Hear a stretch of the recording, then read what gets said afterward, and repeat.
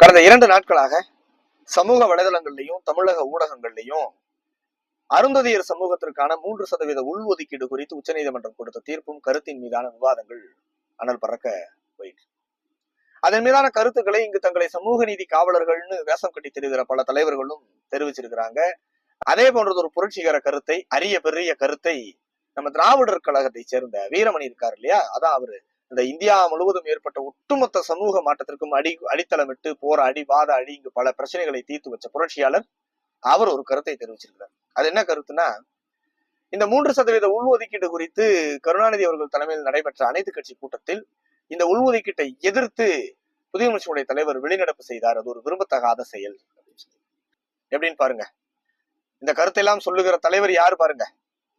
தமிழ்நாட்டில் நடந்த எல்லா பிரச்சனைக்கும் களத்தில் இறங்கி வேட்டியை மடிச்சுட்டு போராடி ஒரு மிகப்பெரிய இயக்கம் கண்ட புரட்சியாளர்.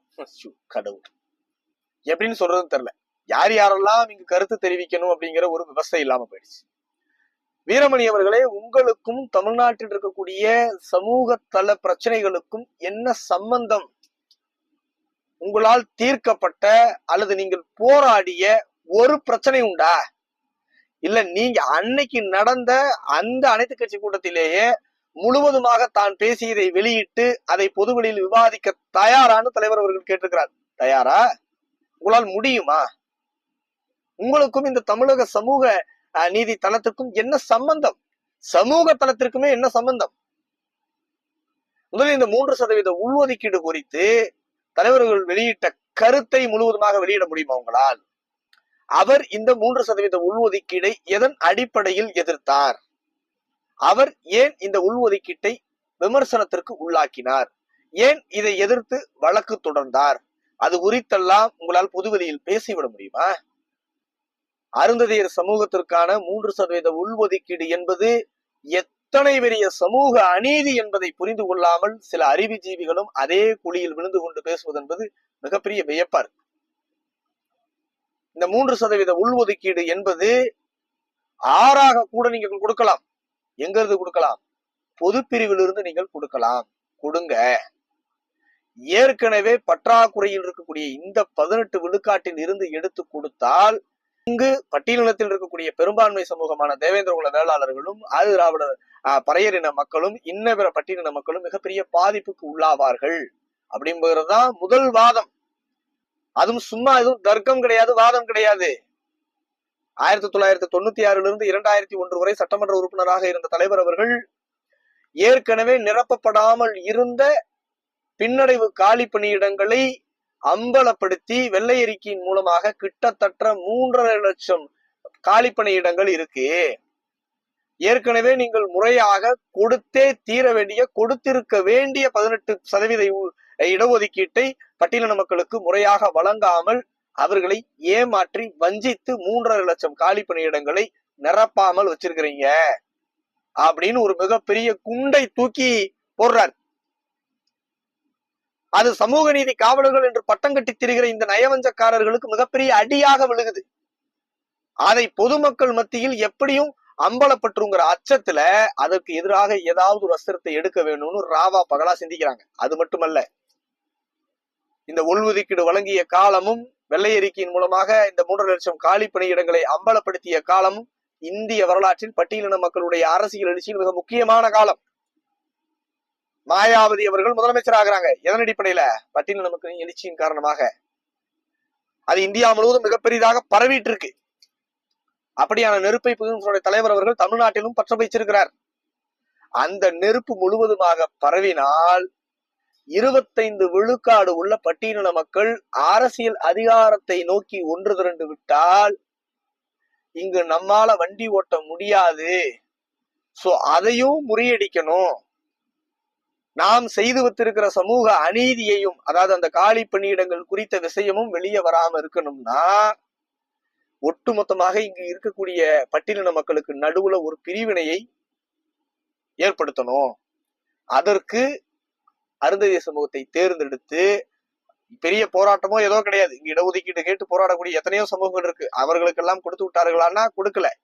ஆனால் மிகப்பெரிய போராட்டங்களே இல்லாத உள்ஒதுக்கீட்டை வலிந்து 3% அந்த 18 விழுக்காட்டுக்குள்ளேயே வெட்டி இவர்களிடம் ஒட்டி SCA என்று அருந்ததி சமூகத்தை பிரிச்சு அந்த அரசியல் எழுச்சிக்கு எதிராக பிரிச்சு துண்டாடி அதற்கும் சில அரசியல் அடிவருடிகள் இருக்காங்க இல்லையா, இங்க அடிமை சாதனம் எழுதி திரியிறாங்க இல்லையா சிலர், அதை அவர்களை அதற்கு ஆதரவாக நிறுத்திக்கிட்டு அந்த ஒற்றுமையை சிதைத்து அரசியல் அதிகாரத்தை நோக்கி கிளர்ந்தெழுந்த கூட்டத்தை, அதிகாரத்தில் பங்கு கேட்டு ஒன்று திரண்டு கொண்டிருந்த கூட்டத்தை மீண்டும் 0.5% 1% என்று இடஒதுக்கீடு கேட்டு கையேந்த வைத்த படுபாதக செயல்தான் அந்த உள்ஒதுக்கீடு. அந்த படுபாதகத்தை செய்தவர் திராவிட முதலாளி கருணாநிதி அவர். அதை கண்டித்துதான் தலைவர் அவர்கள் அங்கே வெளிநடப்பு செய்கிறார்.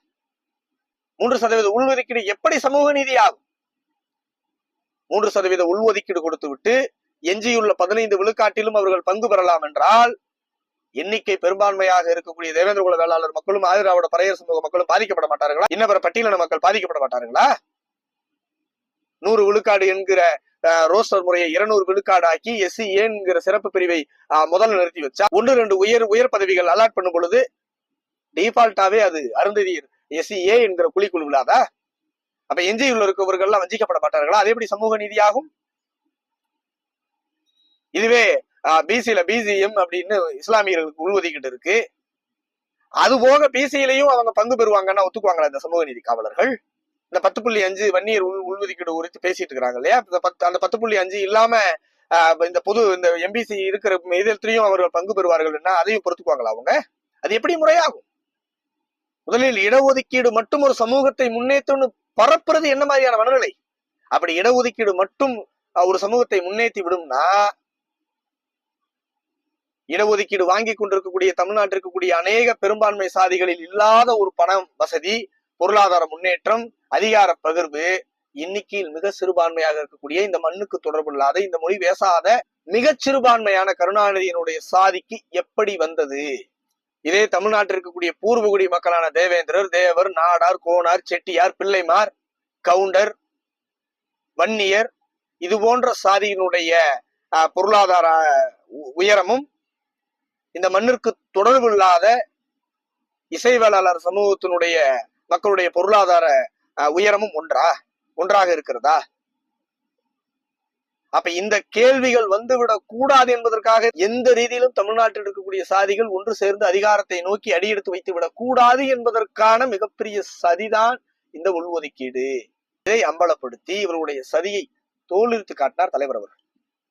கடந்த 15 ஆண்டுகளில் 25 விழுக்காடு உள்ள பட்டியலின மக்கள் 18 விழுக்காடு இடஒதுக்கீட்டு பலன்களை முழுவதுமாக அனுபவிக்காமல் அதில் இருக்கக்கூடிய உள்ஒதுக்கீட்டால் எவ்வளவு பெரிய குளறுபடிகளுக்கும் எவ்வளவு பெரிய பின்னடைவுக்கும் ஆளாகி இருக்காங்கிற பொதுவெளியில் விவாதிக்க தயாரா? யாராவது இன்று தேவேந்திர குல வேளாளர்கள் SC பட்டியலிருந்து வெளியேற பேசுறாங்க அப்படின்ன உடனே அதன் மீதான விமர்சனத்தை அள்ளி தெளிக்கிற சினிமாக்கார அட்டை கத்திகளும், அரசியல் அறியாமையில் உழன்று திரிகிற அடிமை சாசனம் எழுதி திரிகிற அறிவியலிகளும் தேவேந்திர குல வேளாளர்களின் பட்டியல் வெளியேற்றத்தை பற்றி பட்டியலிலிருந்து பிரிஞ்சு போக பாக்குறாங்க, பட்டியல் சமூக கட்டமைப்பை உடைக்க பாக்குறாங்க அப்படின்னு எல்லாம் நீட்டி முழங்குறீங்களே.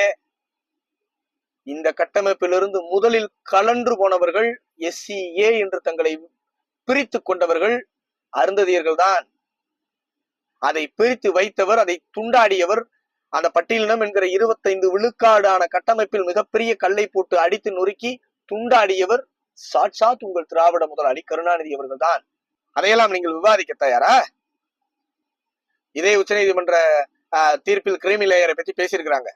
ராம்விலாஸ் பாஸ்வான் அவருடைய மகன் சிராஜ் பாஸ்வான் கூட இது தவறு, பட்டியலின மக்களுடைய கட்டமைப்பில் மிகப்பெரிய பிரிவினையை ஏற்படுத்துவது என்பது, உள் முரண்களை உள் பிரிவுகளை ஏற்படுத்துவது என்பது மிகப்பெரிய தவறாய் போய் முடியும் அப்படின்னு ஒரு கருத்தை தெரிவிச்சிருக்காரு. பார்ப்போம் இங்க இருக்கக்கூடிய சமூக நீதி காவலர்கள் உண்மையாகவே இதை எப்படி கையாளுறாங்க நம்ம பார்ப்போம்.